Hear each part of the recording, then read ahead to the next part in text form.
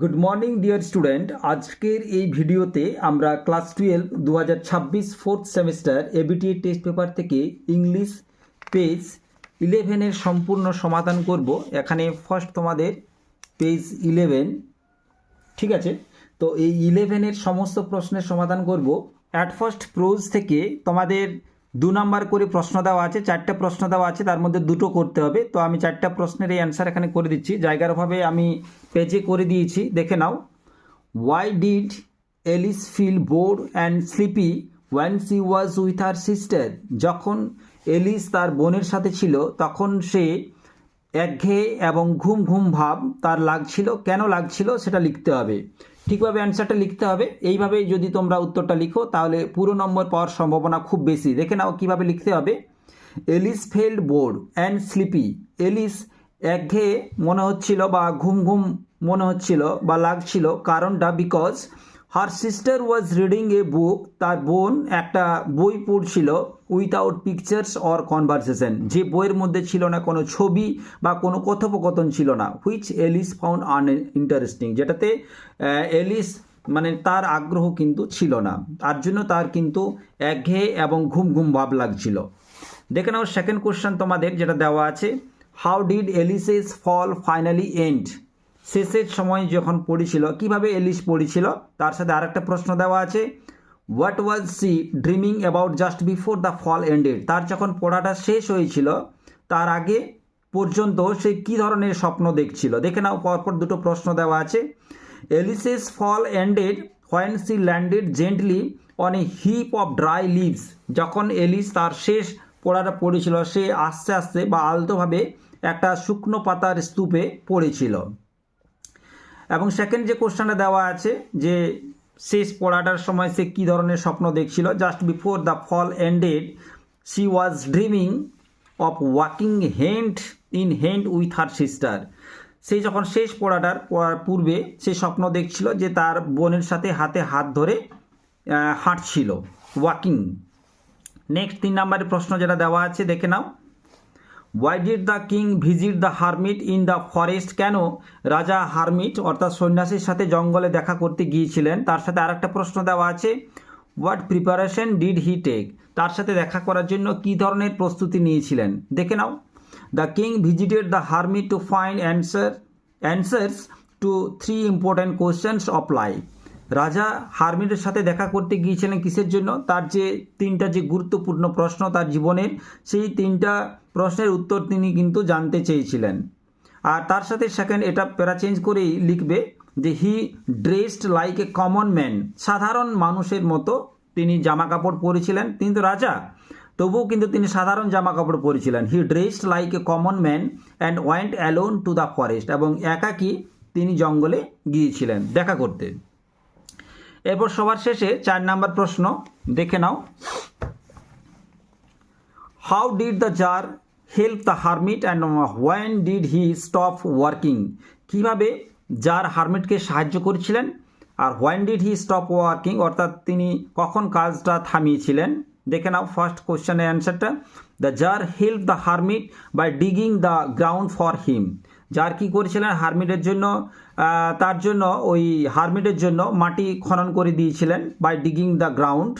এবং সেকেন্ড যে প্রশ্নটা দেওয়া আছে তার অ্যান্সারটা হচ্ছে he stopped working when he became very tired and weak. সে কাজটা থামিয়ে দিয়েছিল যখন সে খুব ক্লান্ত হয়ে পড়েছিল এবং দুর্বল হয়ে পড়েছিল, তখন সে কাজটা থামিয়ে দিয়েছিল। এরপর তোমাদের দেখে নাও ভার্স থেকে যে প্রশ্নগুলো দেওয়া আছে 1 2 3 4 5 6 7 7টা প্রশ্নের অ্যান্সার আমি করে দিচ্ছি, দেখে নাও। অ্যাট ফার্স্ট যে প্রশ্নটা দেওয়া আছে, what does the hawk symbolise in the poem hawk roosting? এই যে কবিতা তোমাদের দেওয়া আছে হক রুস্টিং, সেই কবিতাটিতে যে হক যে সিম্বলাইজ করা হয়েছে সেটা বলতে বলা হয়েছে যে কিসের symbolise. The hawk symbolises absolute power, authority and cruelty in the poem hawk roosting. Actually hawk এখানে সিম্বলাইজ করছে অ্যাবসলিউট পাওয়ার অর্থাৎ চরম ক্ষমতা, অথরিটি কর্তৃপক্ষ, অ্যান্ড ক্রুয়েলটি নিষ্ঠুরতা এই কবিতার মধ্যে দেখানো হয়েছে। ঠিক করে লিখবে। যদি এইভাবে তোমরা উত্তরটা লিখো তাহলে অবশ্যই তোমরা সম্পূর্ণ নাম্বার পাওয়ার সম্ভাবনা থাকবে। হ্যাঁ, আর আজকের ভিডিওটি যদি তোমাদের ভালো লাগে অবশ্যই লাইক করবে, বন্ধুদের সাথে শেয়ার করবে, আর এই ধরনের এক্সাম ওরিয়েন্টেড ক্লাস পেতে অবশ্যই চ্যানেলটাকে সাবস্ক্রাইব করে রাখবে। নেক্সট তারপরে দেখে নাও সেকেন্ড যে পয়েন্টটি থেকে প্রশ্নটা দেওয়া আছে, describe the physical capability of the hawk. তার যে শারীরিক সক্ষমতা সেটা বর্ণনা করতে বলা হয়েছে। The hawk has strong feet, sharp claws, keen eyesight and powerful wings. হকের ছিল শক্তিশালী তার পা ছিল, শার্প ক্লজ অর্থাৎ তার ধারালো নখ ছিল এবং তার তীক্ষ্ণ দৃষ্টি ছিল, এবং কি ছিল, পাওয়ারফুল উইংস অর্থাৎ তার ডানাগুলো খুব শক্তিশালী ছিল।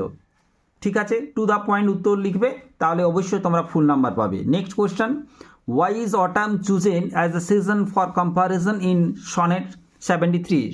এই সনেট যে 73 সেখানে অটামকে কেন বেছে নেওয়া হয়েছিল কম্পারিজনের জন্য, পার্থক্যের জন্য? দেখে নাও, autumn is chosen for comparison in sonnet 73 as it represents old age, decay and the approach of death. অর্থাৎ শরৎ ঋতু, বার্ধক্য, ক্ষয় ও মৃত্যুর আগমনকে বোঝানো হয়েছে, তার জন্য অটামকে এখানে বেছে নেওয়া হয়েছে। নেক্সট কোশ্চেন 4 নম্বরে, why are the church bare and ruined? গির্জার গায়ক দল কেন খালি ও ধ্বংসপ্রাপ্ত? অ্যান্সারটা দেখে নাও, the church are bare and ruined because birds no longer sing there, symbolising loss and decay. অর্থাৎ পাখিরা আর সেখানে গান গায় না বলে গায়ক দল খালি ও ক্ষয়প্রাপ্ত, এটি ক্ষয় ও শূন্যকরের প্রতীক বলা হয়েছে, loss and decay. Next question দেখে নাও 5 নম্বরের প্রশ্নটা, what kind of trees will line the streets? এই রাস্তার মধ্যে রাস্তাগুলো সারিবদ্ধভাবে হোয়াট কাইন্ড কীভাবে সাজানো ছিল না, small decorative trees will line the trees. সে সাজানো গাছগুলো ওই রাস্তার উপরে সারিবদ্ধভাবে ছিল, ছোট ছোট। নেক্সট তারপরে, what trees use to line up the streets before? ও রাস্তার আগে সারিবদ্ধভাবে কী ধরনের গাছ সেখানে ব্যবহার করা হয়েছিল না, big shady trees use to line the streets earlier. সেখানে গাছগুলো অনেক বড় ছিল এবং ছায়াযুক্ত গাছ সেখানে ব্যবহার করা হয়েছিল।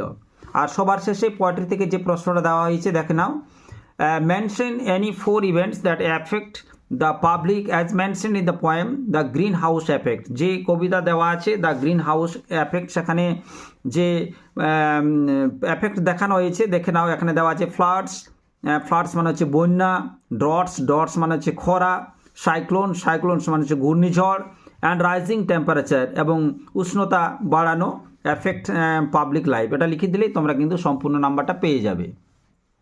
নেক্সট এরপর তোমাদের গ্রামার থেকে দেওয়া আছে, দেখে নাও। অ্যাট ফার্স্ট তোমাদের স্প্লিট করতে দেওয়া আছে, ন্যারেশন চেঞ্জ দেওয়া আছে, আর আর্টিকেল প্রিপোজিশন দিয়ে শূন্যস্থান পূরণ দেওয়া আছে। দেখে নাও, at first nobody will be allowed to enter the premises unless he has a valid ticket. যতক্ষণ না তার ভ্যালিড টিকিট থাকছে ততক্ষণ না পর্যন্ত কাউকে অ্যালাউ করবে না প্রাঙ্গণে। মানে স্প্লিট করতে হবে দুটো সিম্পল সেন্টেন্সে। দেখে নাও, অ্যাট ফার্স্ট যে সেন্টেন্সটা করতে হবে সেটা হচ্ছে nobody will be allowed to enter the premises. এতদূর পর্যন্ত ফার্স্ট সেন্টেন্সটা। সেকেন্ড সেন্টেন্সটা অবশ্যই মাস্ট ওয়ার্ডটা লাগাতে হবে, যেহেতু আনলেস দেওয়া আছে। He must have a valid ticket. ঠিক আছে, এই দুটো সেন্টেন্স করতে হবে। ন্যারেশন চেঞ্জটা দেখে নাও, well it's a most remarkable thing replied the stranger. Narration change করতে বলা আছে, তাহলে ঘুরিয়ে লিখতে হবে দ্য স্ট্রেঞ্জার রিপ্লাইড দ্যাট। আর ইট ইজ দেওয়া আছে এটা, তাহলে ইট ওয়াজ করতে হবে, it was a very remarkable thing. এরপর আর্টিকেল প্রিপোজিশন দিয়ে দেখে নাও, এখানে দেওয়া আছে ড্যাশ নকিং সিজ সাডেনলি। নির্দিষ্ট করে একটা আওয়াজের কথা বলা হয়েছে, তার জন্য এখানে দা ব্যবহার করতে হবে। The knocking ceased suddenly although the Echoes dash it. Echoes actually সম্বন্ধ বা সম্পর্ক স্থাপন করার জন্য অবশ্যই এখানে অফ ব্যবহার করতে হবে। Echoes of it were still in dash house. নির্দিষ্ট ঘরের কথা বলা হয়েছে, এই জন্য ইন দা হবে। তোমাদের বাকি যে ব্রড কোশ্চেনগুলো আছে প্রোজ থেকে এবং পোয়েট্রি থেকে, তার অ্যান্সার এবং রাইটিং স্কিলের যে তোমাদের অ্যান্সারগুলো, সেই অ্যান্সারগুলো অবশ্যই নেক্সট ভিডিওতে দেওয়া হবে। অবশ্যই এই ভিডিওগুলো পেতে সাবস্ক্রাইব করে পাশের যে বেল আইকন আছে সেটা প্রেস করে দেবে, যাতে করে ভিডিও লিঙ্ক তোমরা খুব সহজেই পেয়ে যাও।